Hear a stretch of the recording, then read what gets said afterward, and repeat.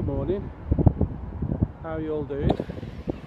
I thought I'd give you a quick update from another super sunny start to the day in Blackpool on how we're all doing with regard to COVID and how the area is managing. Shockingly, after the first phase, we now know over 50,000 people have died in the UK, with very many more left with life-changing health conditions as a result. And at the end of July, beginning of August, it's good to take stock and just see where we are going forward. Locally, we've been fairly lucky. I know that there's other places in the country that have been really badly affected with the number of deaths and terrible conditions that people have suffered as a consequence of COVID-19. Here, as we stand today, Lancashire is fairly high on the R rate, and there's a number of places near about that may have to go into local lockdown similar to Leicester. So Bolton, Bradford, Preston, parts of Manchester are all being warned now. Take action. Wear your masks. Don't go out unless it's necessary. And keep looking after each other. That's the most important message. I fear now we're at the brink, start of the second wave, as many other European countries are facing, and we need to be prepared for it.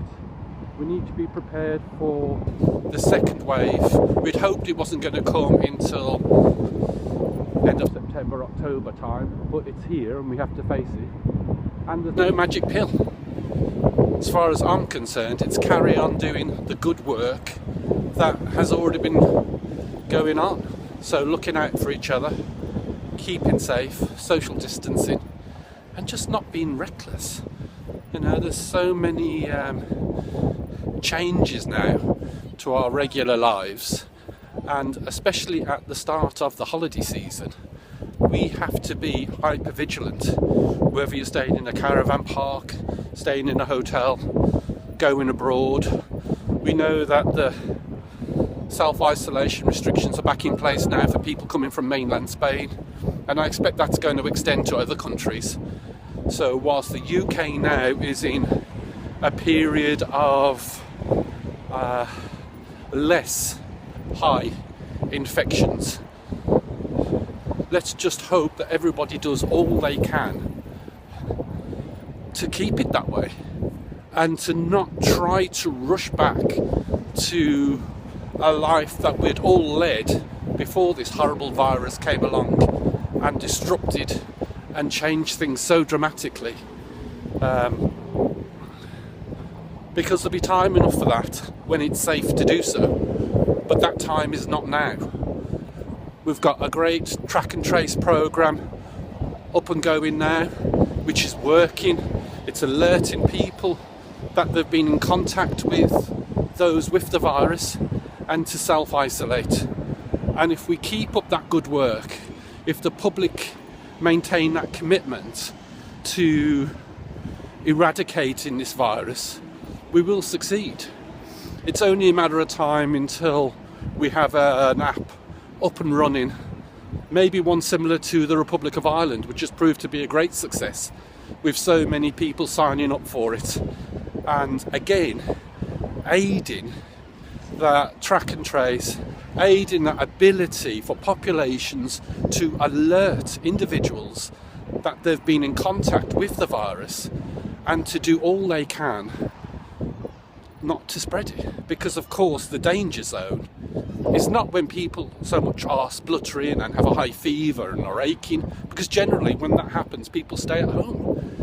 It's when they're pre-systematic, when they're without the symptoms, in those 5 days, up to 5 days, up to 7 days, and they can be going about their daily lives just like I am today, completely unaware that they have the virus and potentially spreading it and harming countless other people.